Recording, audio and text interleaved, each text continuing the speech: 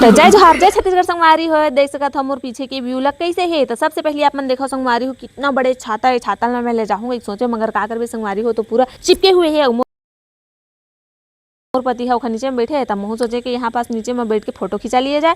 संगवारी हो हमन है फिलहाल आए हमन बस स्टैंड कुछ काम से। तैरे मोर लइका मन हमन मटात है मस्त न हमन है में नाश्ता वास्ता करे हैं संगवारी हो। नाश्ता करे के बाद हमन है छइहा में बैठे हैं काबर के हमन है जावत हमन संगवारी हो आज रायपुर घूमे बार। तब बस के इंतजार करत रहे न बस कितना समय आही एखर तो पते नहीं है।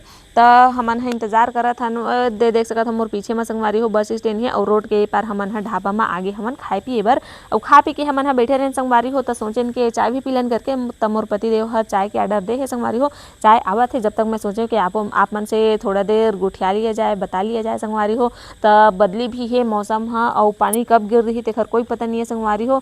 तब फिलहाल तो अभी हमन हा बैठे हैं अब जाए के तैयारी में हमन संगवारी हो चाय पीबो ओखर बाद हमन हा जाबो। तब मिलथन हमन आप मन से संगवारी हो नेक्स्ट वीडियो में।